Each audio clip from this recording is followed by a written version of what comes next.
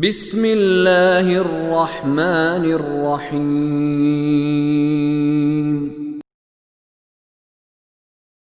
وضل عنهم ما كانوا يدعون من قبل وظنوا ما لهم من محيص لا يسأم الإنسان من دعاء الخير وإن مسه الشر فيئوس قنوط ولئن أذقناه رحمة منا من بعد ضراء مسته ليقولن هذا لي وما أظن الساعة قائمة ولئن رجعت إلى ربي إن لي عنده للحسنى فلننبئن الذين كفروا بما عملوا ولنذيقنهم من عذاب غليظ۔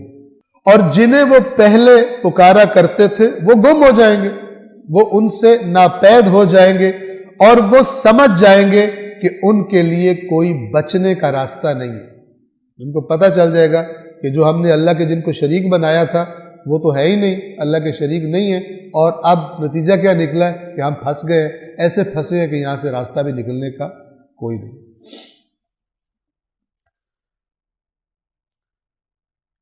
اب اس کے بعد اگلی آیات میں انسان کی کیفیت بیان کی جا رہی ہے کہ انسان اپنے فائدے کے لیے دعائیں مانگتا ہوا نہیں تھکتا۔ جب انسان نے کوئی اللہ سے فائدہ لینا ہو، کئی کام پھنس جائے اس کا، تو دعا پر دعا تھکتا ہی نہیں، اور خدا کی نعمتیں اتنی مل جائیں اس کو، لیکن تھوڑی سی بھی اس کو پرابلم جب آ جائے، اللہ کی طرف سے آزمائش سختی آئے، فوراً ساری نعمتیں بھلا دیتا ہے، اسی ایک کو بڑا بنا لیتا ہے اور اللہ کی رحمت سے مایوس ہو جاتا ہے، یہ میرے ساتھ کیا ہوگا؟ توجہ فرمائیں گے۔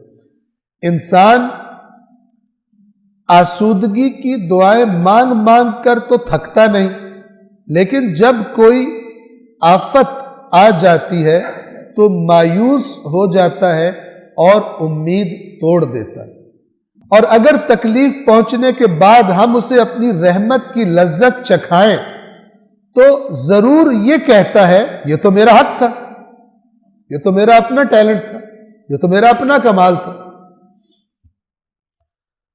جیسے آپ انشاءاللہ موجود تھے قارون کے بارے میں، قارون نے کہا یہ تو میرا اپنا علم تھا، میرا اپنا ٹیلنٹ تھا، میں بڑا سیلف میڈ ہوں، میں نے یہ کمایا۔ مومن کیا کہتا ہے؟ جو بھی اچھائی آئے تو سب سے پہلے کہتا ہے الحمدللہ، سب حمد اللہ کی ہے، میں اس قابل نہیں تھا جو خدا نے مجھے دے دی، میں تو اللہ کے سامنے فقیر ہوں۔ حضرت موسیٰ نے کہا تھا اے میرے رب، جو خیر تیری طرف سے نازل ہوتی ہے میں اس کا فقیر ہوں، یعنی میں اس کا محتاج ہوں، مجھے تیری خیر کے علاوہ مجھے کوئی بچت کی جگہ نہیں ہے۔ لیکن جس کے دل میں ایمان کم ہوتا ہے وہ اپنے آپ کو کچھ سمجھنا شروع ہو جاتا ہے۔ اور یاد رکھیے یہ اللہ پر ایمان، اللہ کی توحید پر ایمان ایسی چیز ہے کہ انسان کے اندر تکبر، کہ اپنے آپ کو کچھ سمجھے، یہ اس پودے کو بڑھنے نہیں دیتی، اس بیج کو پودا نہیں، درخت نہیں بننے دیتی، کیونکہ اس کی فوراً توجہ خدا کی طرف جاتی ہے اور اسے پتہ ہوتا ہے کہ میری اوقات کتنی ہے اللہ کے سامنے، اور میں کتنا ضعیف اور کمزور ہوں، وہ تکبر نہیں کرتا۔ لیکن غیر مومن اگر تکلیف پہنچنے کے بعد ہم اسے اپنی رحمت کی لذت چکھائیں تو ضرور کہتا ہے یہ تو میرا حق تھا۔ اور اگلی بات سنیں، اور مجھے گمان نہیں ہے کہ قیامت آئے گی، یعنی یا تو زبان سے کہتا ہے، کیوں؟ اس لیے کہ اپنی مرضیاں نعمتیں ملنے کے بعد انسان نے پھر اللہ کی نافرمانی آٹومیٹکلی لوگوں میں آ جاتی، خدا کی نافرمانیاں کرتا، کہتا پتہ تو چلے میرے پاس پیسہ ہے، پیسے سے میں خود نہیں بہت مستی کروں گا تو پھر اس پیسے پہ کون وہ کرے گا۔ خدا کی نافرمانیاں جب کرنے کے لیے جاتا ہے تو وہاں پر اپنے آپ کو ایک جھوٹی تلقین کرتا ہے تسلی دینے کے لیے، پتہ نہیں قیامت آنی ہے یا نہیں آنی۔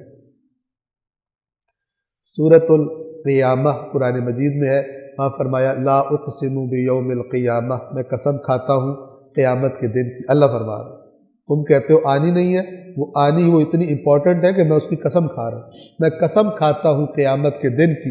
ولا اقسم بالنفس اللوامہ، اور میں قسم کھاتا ہوں اس آواز کی جو تمہارے اندر جب تم برائی کرتے ہو تمہیں برا بھلا کہتی ہے، تم نے غلط کام کیا ہے، وہ چھوٹی سی قیامت میں نے تمہارے اندر لگائی ہوئی ہے، میں بڑی قیامت بھی کرنے والا ہوں۔ وَلَا أُقْسِمُ بِالنَّفْسِ اللَّوَّامَةِ أَيَحْسَبُ الْإِنسَانُ أَن لَّن نَّجْمَعَ عِظَامَهُ، کیا انسان نے یہ گمان کر لیا کہ ہم اس کی ہڈیوں کو جمع نہیں کریں گے دوبارہ؟ بلا، ہرگز تمہاری سوچ غلط ہے، کریں گے۔ قادرین علی ان نسوی بنانا، ہم تو وہ قدرت بھی رکھتے ہیں کہ تمہارے یہ جو فنگر پرنٹس ہیں قیامت کے دن وہ بھی ہم ویسے کے ویسے بنا دیں گے جیسے دنیا میں تمہارے فنگر پرنٹس ہوا کرتے تھے۔ بلا قادرین علی ان نسوی بنانا، ہمارے اندر یہ قدرت ہے، لیکن ہم تمہیں سبب بتاتے ہیں، تم کیوں قیامت کو جھٹلاتے ہو؟ بل یرید الانسان لیفجر امامہ، انسان چاہتا ہے کہ اپنی غلط حرکتوں کے لیے آگے سے رکاوٹیں دور کرتا جائے، اور چونکہ قیامت رکاوٹ ہے، میں پکڑا جاؤں گا، میرا حساب ہوگا، تو پھر اپنے آپ کو کہتا ہے قیامت تو آنی نہیں۔ یسأل ایان یوم القیامہ، پھر سوال کرتا ہے کب آئے گی قیامت؟ یہ کب آئے گی یہ پوچھنے کے لیے نہیں ہے، انکار کرنے کے لیے۔ اتنے عرصے سے کہا جا رہا ہے قریب ہے قریب ہے، کب آ رہی؟ کس نے دیکھی ہے قیامت؟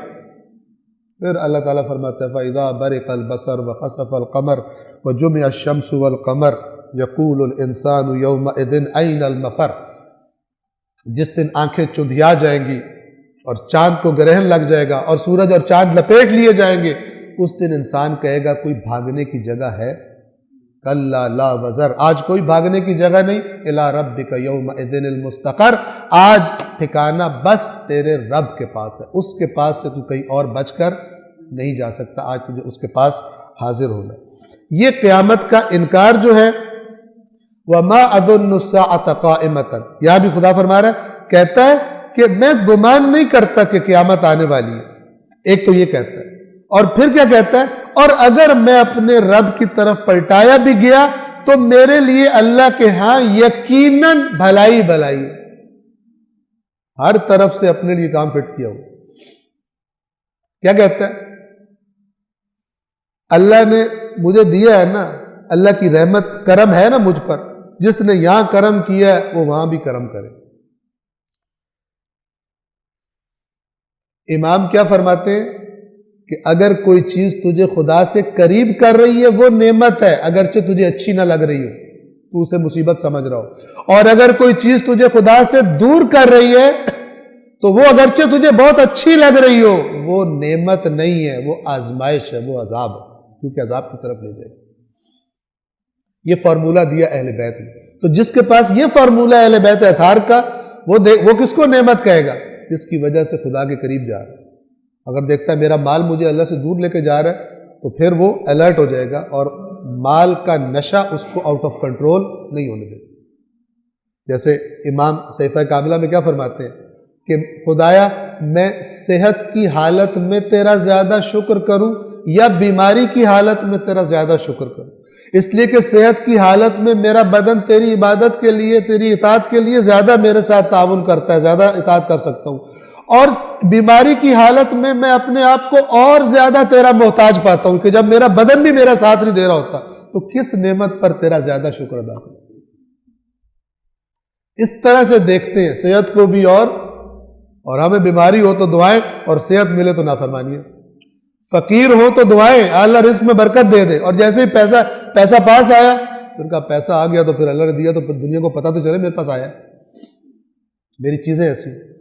تو یہ کہتا ہے کہ اول تو میرا گمان نہیں ہے قیامت آئے گی، ایک، دوسرا اگر آ بھی گئی، جس نے یہاں کرم کیے ہم پر وہ وہاں پر بھی ہمیں کرم ہی کرے گا۔ یہ نظریات اللہ تبارک و تعالیٰ نے جو خدا کی نافرمانی کرتے ہیں ان کی زبان سے قرآن مجید کا حصہ بنا دیا ان کو، اور اگر میں اپنے رب کی طرف پلٹایا بھی گیا تو میرے لیے اللہ کے ہاں یقیناً، یعنی شک ہی نہیں ہے، بھلائی اپنے پاس سے گھڑ کر۔